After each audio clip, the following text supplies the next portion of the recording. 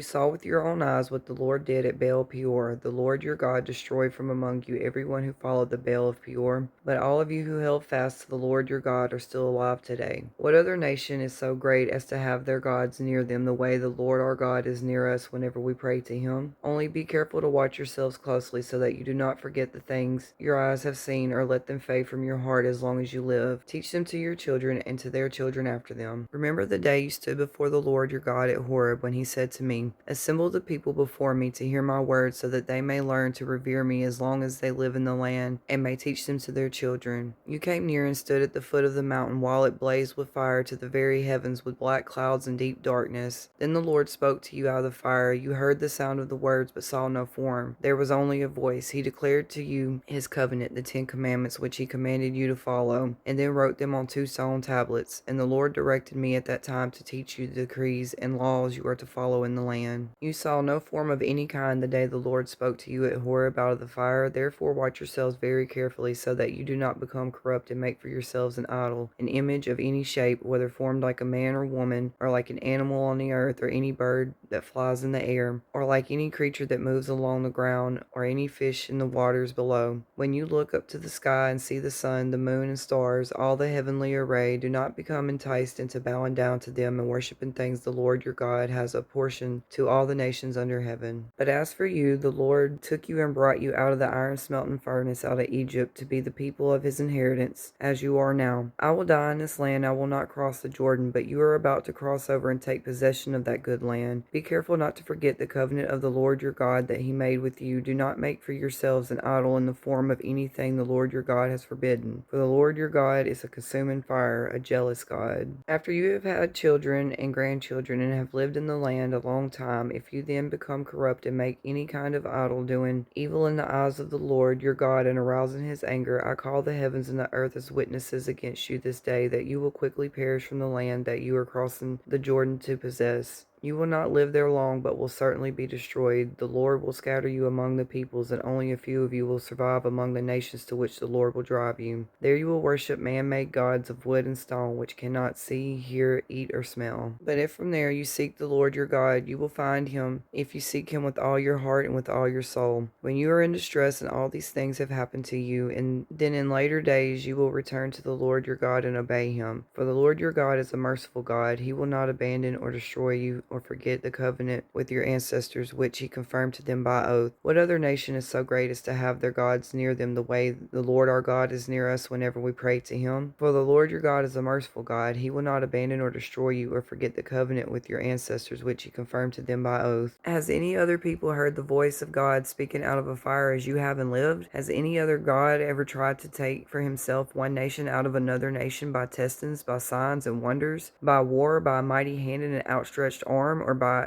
great and awesome deeds like all the things the Lord your God did for you in Egypt before your very eyes? You were shown these things so that you might know that the Lord is God. Besides him there is no other. From heaven he made you hear his voice to discipline you. On earth he showed you great fire, and you heard his words out of the fire. Because he loved your ancestors and chose their descendants after them, he brought you out of Egypt by his presence and his great strength to drive out before you nations greater and stronger than you, and to bring you into their land and to give it to you for your inheritance as it is today. Acknowledge and take to heart this day that the Lord is God in heaven above and on earth below. There is no other. Keep his decrees and commands which I am giving you today, so that it might go well with you and your children after you, that you may live long in the land the Lord your God gives you for all time.